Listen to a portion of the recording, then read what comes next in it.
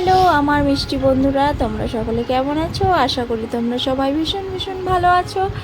আর আমিও তোমাদের সকলের আশীর্বাদে বেশ ভালোই আছি। তো এখন চলে এসেছি ছাদে।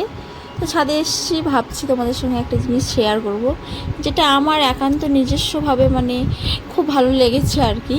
তো ভাবলাম চলো তোমাদেরকেও একটু দেখাই।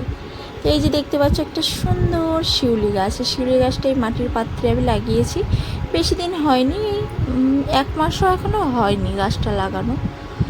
কিন্তু দেখো এই গাছের গোড়ায় কিন্তু আরেকটি গাছের জন্ম হয়েছে, বৃদ্ধি বিকাশ সবই ঘটেছে। সেটা হচ্ছে উচ্ছে গাছ। সেই গাছটা কিন্তু আমি লাগাইনি। যখন আমি শিউলি গাছটা লাগাই তখন দেখেছিলাম গাছটা ছোট্ট, কেবলই অঙ্কুরিত হয়েছে। তো ওটুকুই দেখেছিলাম। তারপর তাকে কিন্তু কোনো রকম আলাদাভাবে আমি কোনো পরিচর্যা কিছু করিনি।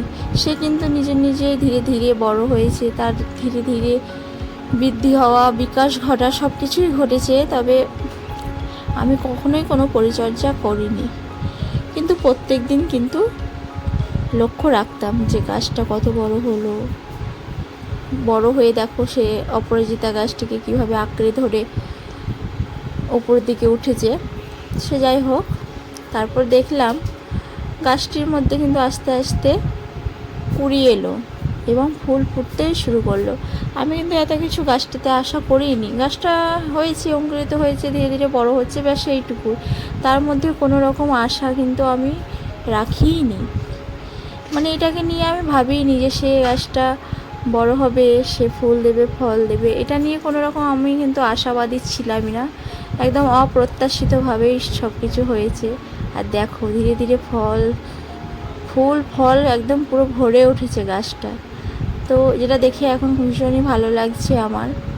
কারণ কি, অপ্রত্যাশিতভাবে যখন কোনো জিনিস পাওয়া যায় তার আনন্দটাই কিন্তু আলাদা। তো সেরকমই ধরো আমারও ফিলিংস হচ্ছে এখন। তো আজকে ভাবলাম করলাগুলো উচ্ছেগুলো তুলে নেব, সেজন্য ভাবলাম যে তোমাদেরকে একটু দেখাই আর কি। তো দেখো কতগুলো ফল ধরেছে। ছোট্ট একটি গাছ, খুব বড় হয়নি, খুব যে ঘন হয়েছে তাও নয়, কিন্তু সেই হিসাবে দেখো কতগুলো ফল দিয়েছে। নিচে ওপরে অনেকগুলো ফল ধরেছে।